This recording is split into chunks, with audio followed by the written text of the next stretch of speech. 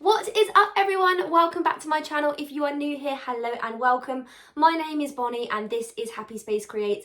It is a sewing and crafted related content channel. So if that is something that you enjoy, do click the subscribe button wherever it is down below and give this video a little thumbs up as well, because if you love crafting as much as me, you will enjoy lots of my content that I put out weekly.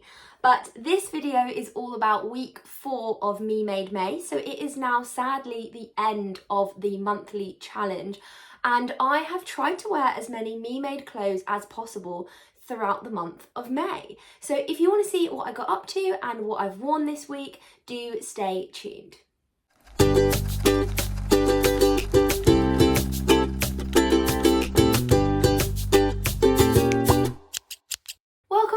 Thank you so much for sticking with me, and like I said, I'm going to be walking you through all the me-made outfits that I wore this week. Now, if you don't know what Meade May is, it is a sewing challenge where people in the sewing community wear me-made clothes throughout the month of May. So if you haven't seen any of my other videos, do go over and watch those previous ones. You can see all the outfits that I have worn throughout the month of May.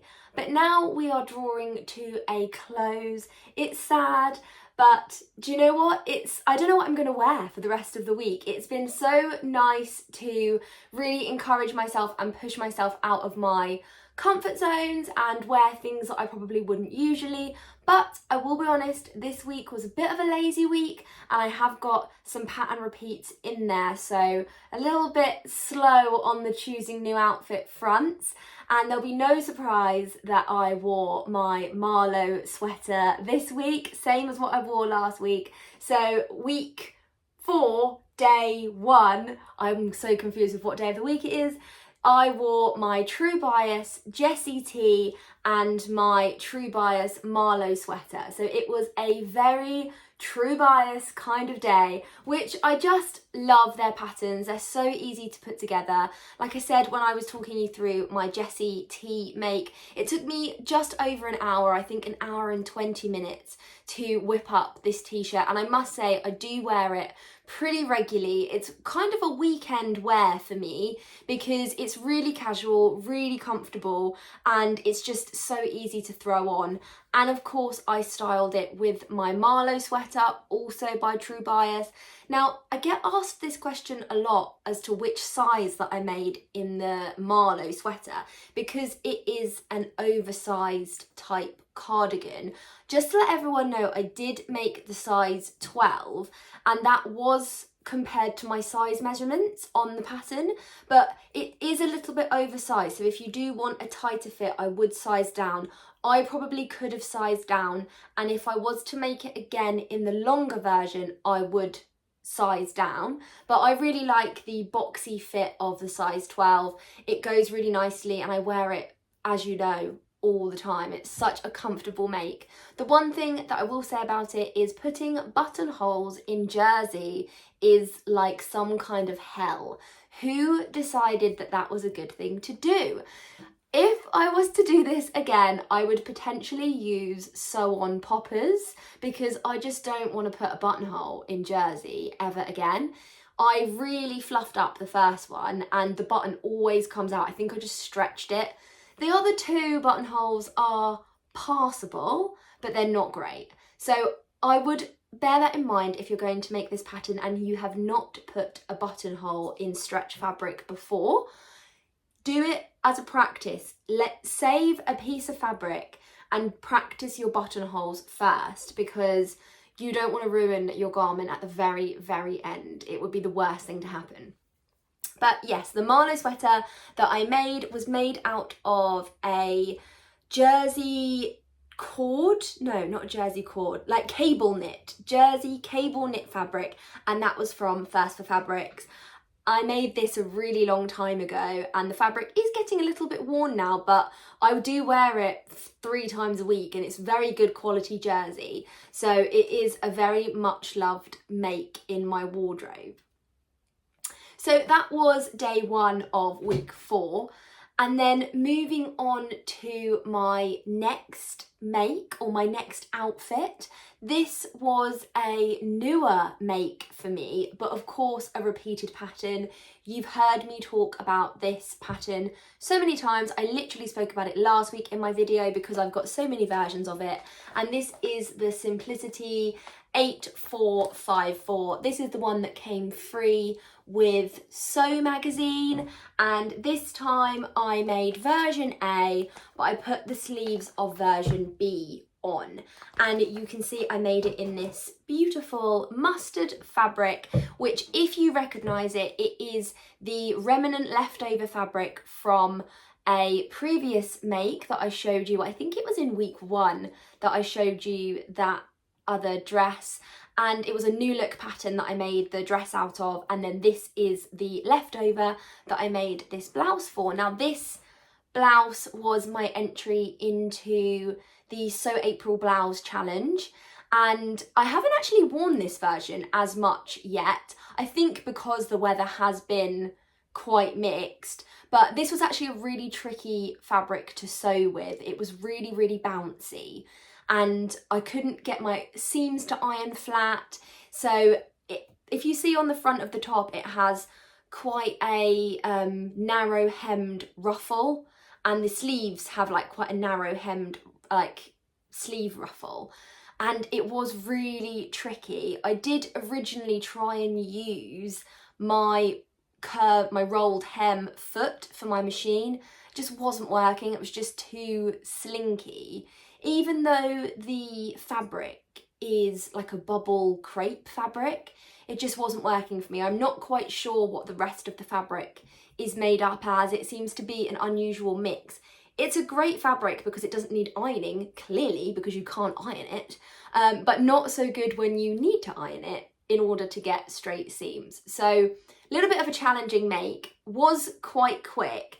The good thing about this is that I've made this pattern so many times that I literally don't need instructions anymore. I know exactly how it goes together. So it is quick for me to sew in that sense, but just the fabric probably wasn't my best choice. I don't remember having issues with that fabric when I made the new look dress, but when I wore it the other week and was talking to you about it in the video, I remember saying about the zip being quite heavy for the fabric. So I think this is just generally a bit of a tricky fabric to sew with. I can't tell you for the life of me where the fabric came from because I've had it in my stash for the longest time, but I think it's a really vibrant, colourful, like fabric and wonderful pattern, and I do see myself wearing this one quite a lot because it's such a loved pattern to me. But quickly before we move on to the other makes that I wore this week, I do want to talk to you about how I've been styling my Me Made outfits. Now, I was really, really fortunate to be reached out to by a lovely jewellery brand called Ana Luisa. Now, if you are a vlogger and you're watching at home, or you regularly watch vloggers, you may know that we sometimes get reached out to by brands on a regular basis, and they don't always fit into the category of either our lifestyle or the kind of things that we would like to promote or wear. And when Ana Luisa reached out to me and were talking about their beautiful high quality jewellery, they very kindly offered me some pieces, which was really kind of them and I gladly accepted. And so I'm here to talk to you a little bit today about what they offer in their jewellery, and they are a beautiful, very elegant jewellery collection. They have some really statement pieces and they have some really delicate feminine pieces. They specialise in high quality but affordable jewellery, and they are based over in New York. So I know I do have a lot of watchers over in America, so the good news for you is their shipping is fast and free. And if you are in the rest of the world, there is a really reasonable shipping cost and it is super, super speedy. I think I placed my order on the Thursday and it arrived by Monday, all the way from New York, which is incredible. So I'm just going to insert some little pictures here of the items that I chose, but this one that I'm wearing here is the Rowena gold necklace. So this is a gold plated necklace, it's 14 karat gold, and it is on a really delicate gold chain, and it is just absolutely stunning. It's hypoallergenic and it is tarnish free. And thankfully the second piece that I got were these beautiful Celeste silver huggy earrings. Now these are just the absolute cutest. I love the fact that they're different on each side. So you've got the little star and then you've got the little like moon crescent, and I can be a little bit whimsy, a little bit boho, but I also really love a sparkle and a glitter. So when I saw these, I just thought they were right up my street, really good quality. And these ones that I went for are in the silver. So I decided to go for one gold and one silver as a nice little mix and match, because I don't see a problem in wearing gold and silver. If you do want to check out their jewellery, I will leave a link in the description box down below. Like I said, I'm really honoured that they reached out to me, and I'm sure that you would love them as well. They are high quality and completely affordable, and they do have a little sale on at the moment as well. So if you do want to go check that out, the link is in the box down below. So moving on to what I wore day 3 of Meade May, day 3 week 4, was my Tilly and the Buttons Rosa shirt. Now if you are a long-term watcher of this channel, you will know that I used to have an absolute obsession with this pattern. It was the first shirt that I ever made, the first collar that I ever made, and I fell in love with this pattern. The instructions for it is so straightforward, and I really love the shape of the Rosa shirt. So I will insert some pictures here for you so you can have a little look. So you can see that it's a fitted shirt, and it kind of like nips in at the waist, so it does make it a more feminine silhouette, which I really, really enjoy. Now this one here is made in a like Burberry type brushed cotton. This was back when it was in lockdown and I was lusting after designer clothes but couldn't buy any because I was poor, and I decided to make my own Burberry shirt.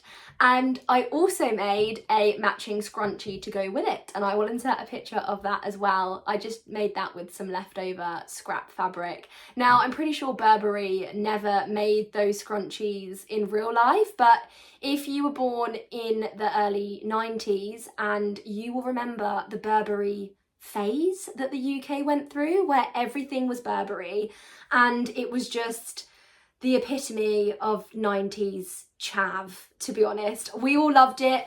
I'm calling myself a chav as well. It was just Burberry everywhere, and I was reliving that a little bit. I wanted to relive my youth in that time.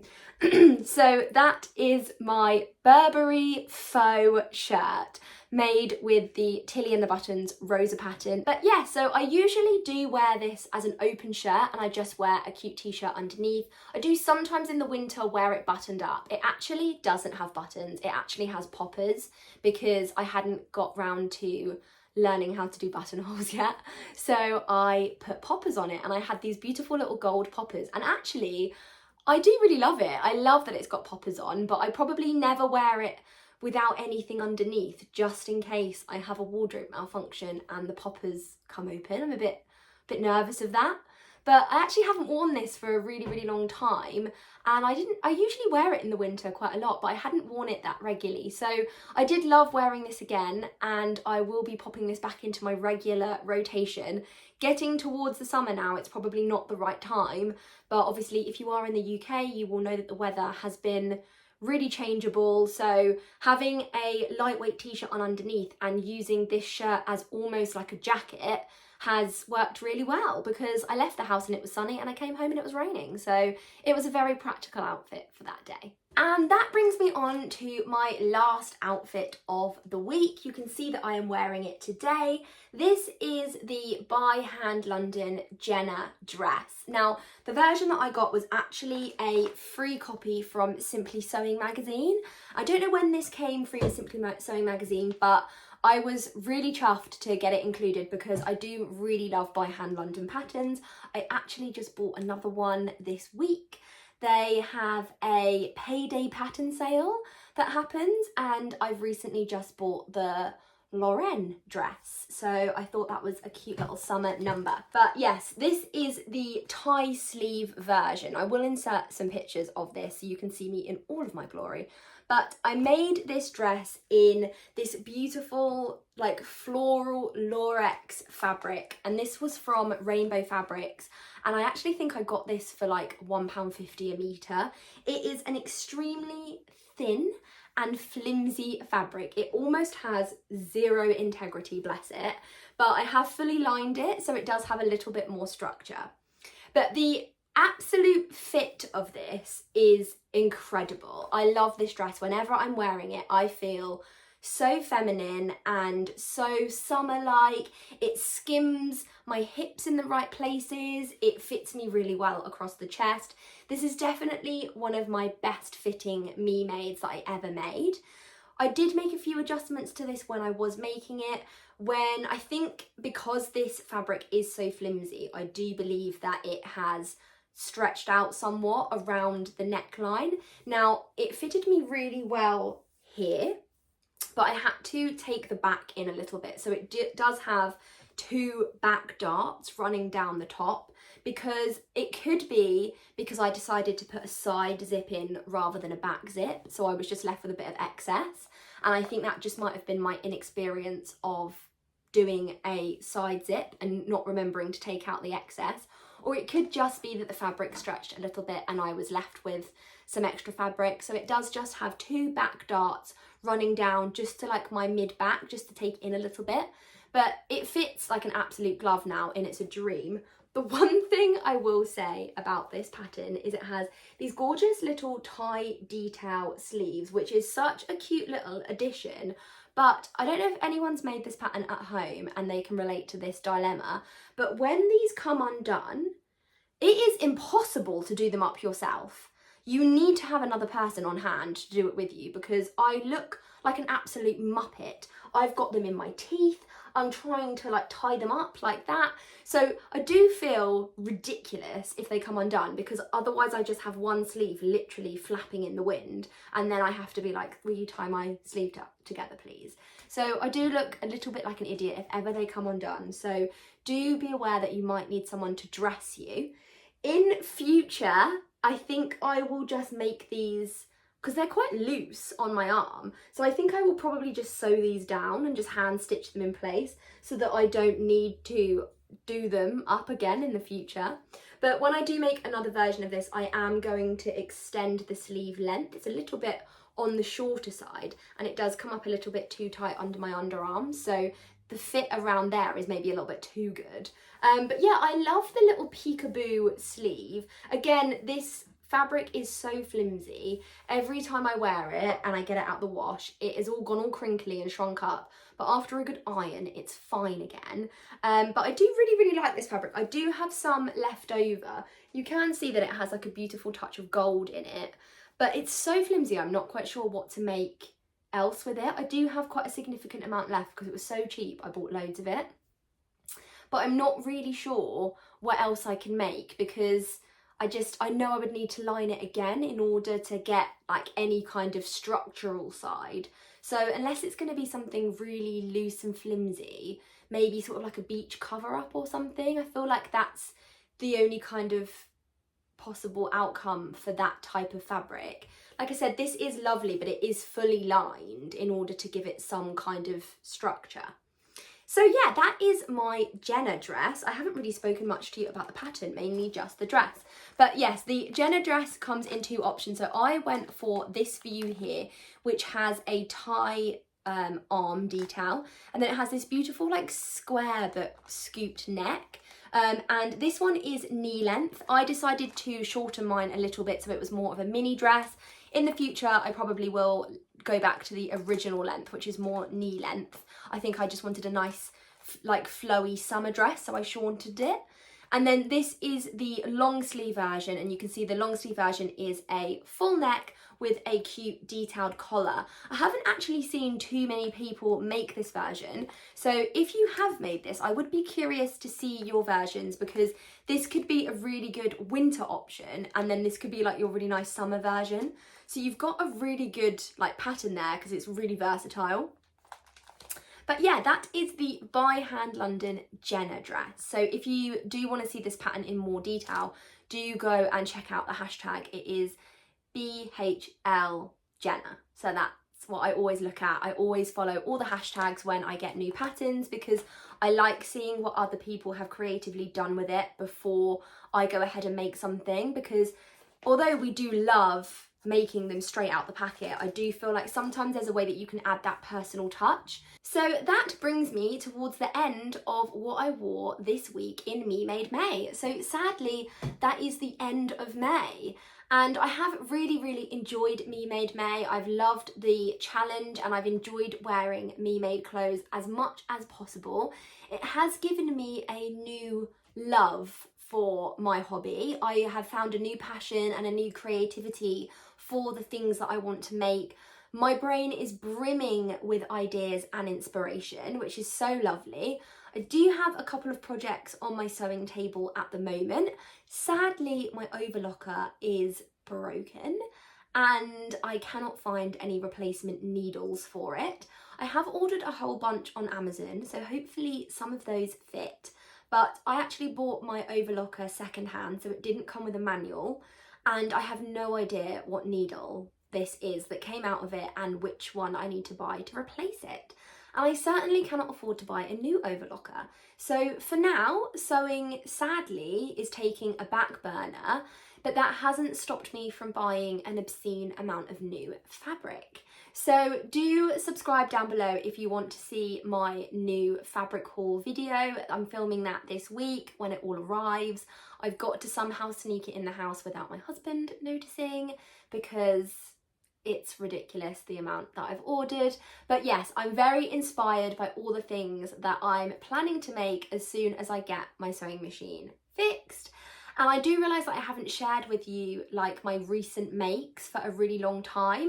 I haven't done a overall makes video since probably February. So I have made lots of stuff that I just haven't shared with you. And I've deliberately not shared it with you as well so that I can put it all into one video. So I do hope you enjoy those as well.